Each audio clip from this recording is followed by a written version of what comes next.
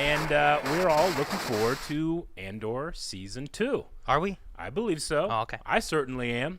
Are you going to do yourself a rewatch of the first season before, you think? I don't know. I was going to do that with, like, Daredevil and stuff. I didn't get to do that. I still haven't watched filler that I was trying to watch from Naruto, but I should because there was a lot of stuff that happens in it, and there's a lot of people in it. And I guess I got like a month, right? I think we have about a month, yeah. Okay. I can try to do that maybe. I was very proud of my character sheet that I made for Andor, but it became obsolete after, like, like all the episodes that happened. Like, I think I got to re-up.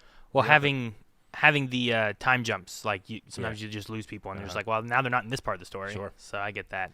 Yeah, so we are going to be checking out a special look that was released. I think it was released yesterday. A special look. Huh? A special look into Andor Season 2. So we're going to start this podcast out with a reaction. Ooh. All right, we've done those. Gonk is going to do what they need to do to make sure that we have that up so that we and you can watch it all. We did do a reaction to a trailer not too long ago for Andor, but this is a special look trailer. This is a special look, so we're going to see what they have in store for us. Emergency broadcast, if you can hear me. Okay. We are not Coruscant. when we started. Imperial ships are already landing. We need to speak out. We need to stand up. Is there no one who can help us? We need a pilot. Ooh. A soldier. Everything I did for the rebellion. Revolutionary movements are spontaneously happening all over the galaxy. Lots of green, cool, dude. man. Dude, those look like those one. Stuff of our story. Oh, Tony. Ooh, look at that. Yeah. If season 1 laid the track, then season 2 is the juggernaut. Oh, man, my Empire cannot win. Ooh, look at that interceptor. Yeah. Building a real army. The rebellion's everywhere now. Galaxy of opportunities. The insurgents have weapons at this point. We're counting on it. What? That's cool. What is We'll that? take us over the Whoa. next 4 years into Rogue One. The complexity of the show, the possibilities of the show. The next K2s. 4 years. Nobody's allowed in here. We're thinking like a thief. I'm thinking like a soldier. Think like a leader. Oh, I'm so hyped for Luthen. The size and scale of this production is unparalleled. Dude, look at the drones. sets, Look at the costumes are aliens. breathtaking. Everyone does the homework. Everyone takes the time. And that As you ship, can the tell. E-Wing. Proceed. This is it. This is what you live for. Ooh. It's human. It's incredibly truthful.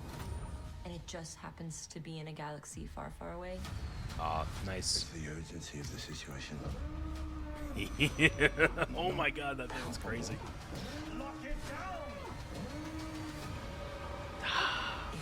What is that tie, I don't man? know. It's like not like an interceptor, but it looks like an interceptor too.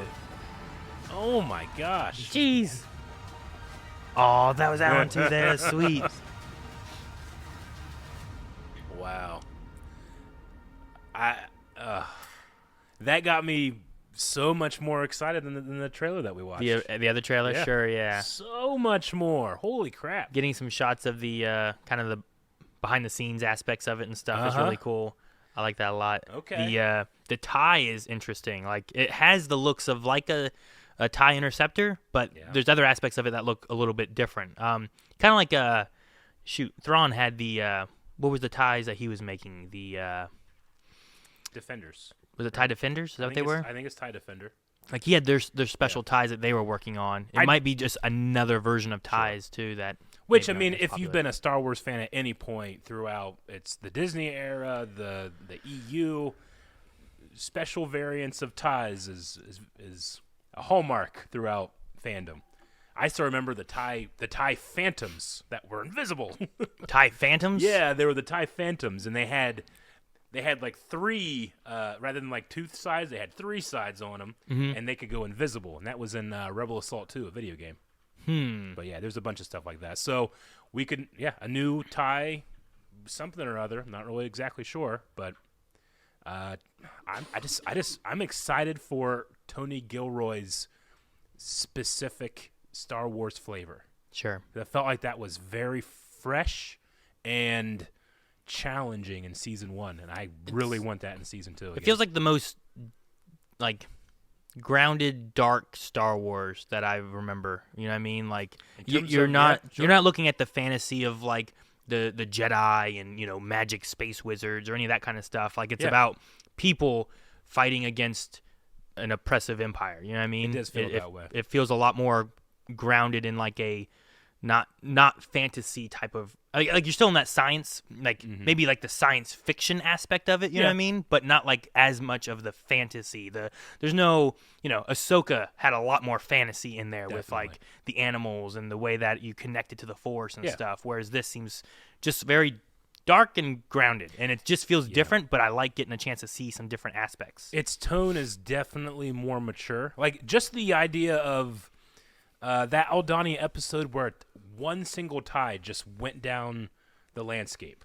Like, just one tie was terrifying, The reality of what's going on can be and should be terrifying to a certain way of telling the story.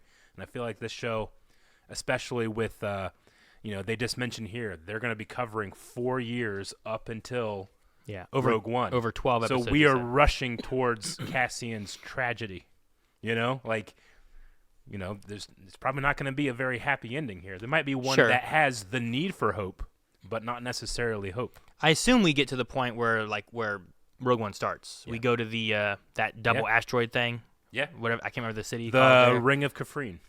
Like that's where it started. We probably get to the point where he has to go there, I assume, but maybe. Maybe we can meet Tivik before Cassian kills him in the first scene in the movie. Yeah, I mean, if you have 4 years, I assume if you have 12 episodes, each, like, if they do the same thing, 3-episode arcs are each, like, a year. And then you kind of jump ahead another year and you see what's going on there. And you jump ahead another year, see what's going on there. Sure. I think I'm most excited for Mon Mothma. Just, like, we haven't really had a lot of Mon Mothma. Yeah. She usually is, like, a background character or she gets cut. Yeah. And Andor is, like, some of the most Mon Mothma I've gotten to see. And I'm curious on that character especially. Absolutely. I do feel like we're kind of removing the curse that was put upon us when so many of her scenes were deleted in Revenge of the Sith.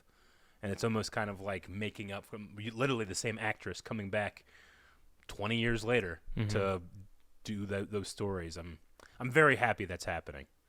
I know that there's some stuff in the EU, like we talked about in the first season. Like, do you think they'll do the Gorman massacre?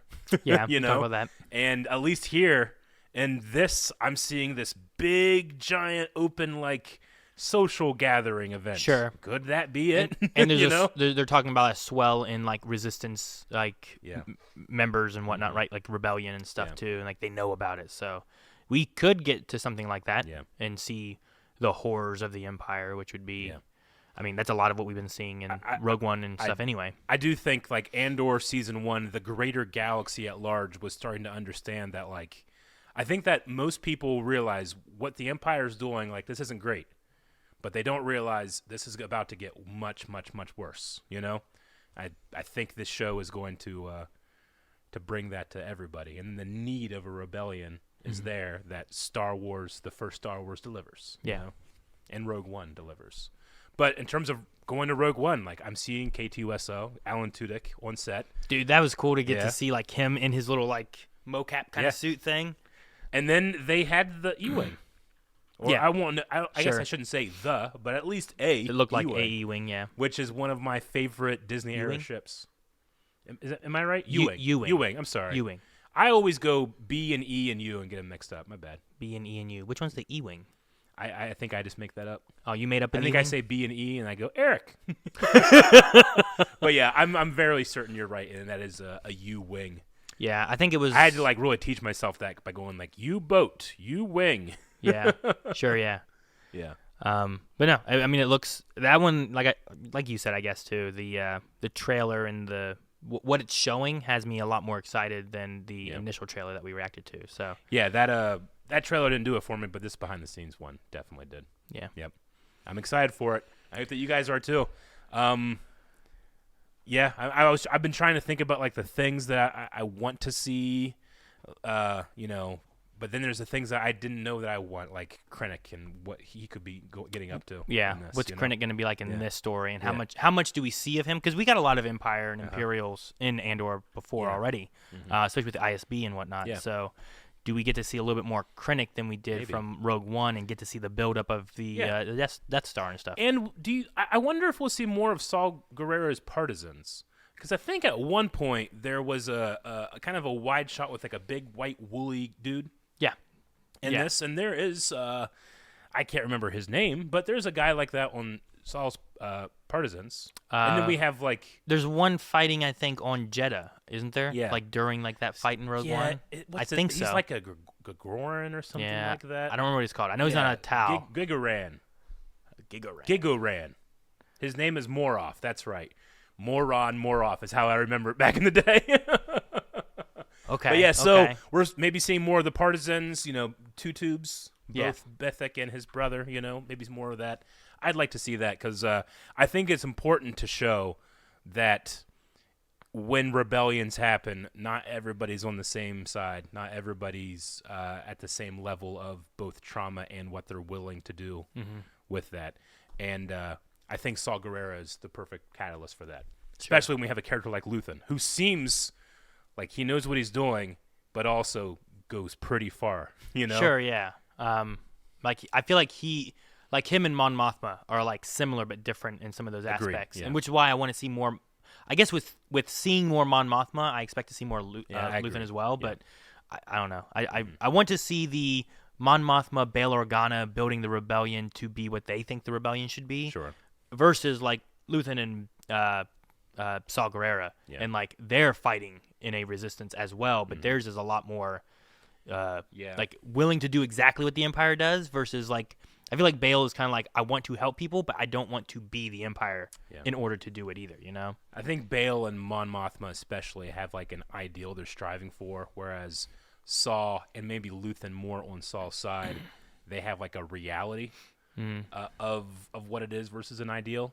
And I mean that's where you get stuff like General Draven in Rogue One being like, go get her dad, but kill him, that type of thing. And I think you gotta keep Cassian Andor he's a hopeful rebel and he's a friend, sure, but he's also a killer.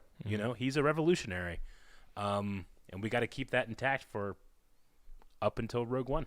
Yeah, like he starts that movie literally killing his informant. Yeah, Yeah, we have to keep that intact or build it more so. Yeah. Whichever route they go with it. So anyway, looks cool. Super excited for that. Make sure you guys are subscribed right here on Wave Squadron because we're reacting to each and every episode of Andor Season 2.